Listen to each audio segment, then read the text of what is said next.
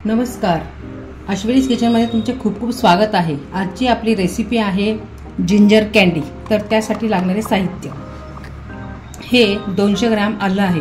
याला चांगलं स्वच्छ धुवून पुसून याचं कवर काढून हे असं मी बारीक कापून घेतलेले आहे। हे 1 वाटी साखर, 2 वेलची आणि गूळ 1 वाटी।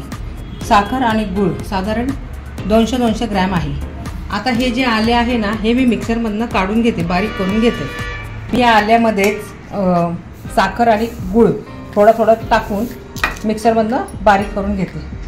हे अशा प्रकारे आलं आपलं पेस्ट तयार झालेली आहे। गॅसवर मी कढई गरम करण्यासाठी ठेवलेली आहे। त्यात 1 चमचा साजूक तूप सोडून ही जी आपली बारीक झालेले मिश्रण आहे ना, ते मी यात सोडून हे बघा अशा प्रकारे मी एकसारखे हे हलवत आहे।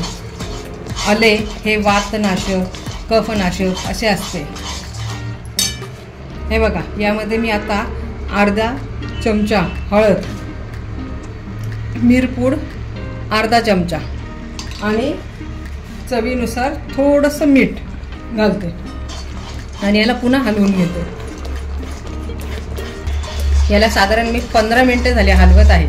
आता मी एका वाटीत पाणी घेऊन मी चेक करते की आपला ही जिंजर कँडी तयार झाली की नाही।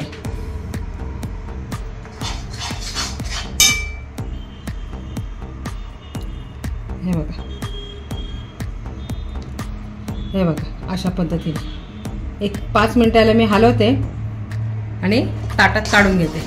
ताटामध्ये तूप टाकलंय आणि त्याला असं हे पसरून घेते तूप आणि याच्यावर आता हा जो आपला जिंजर कँडी झालेली आहे ना, ती अशी पसरून घेते। त्याला आपण आले पाक म्हणू शकतो।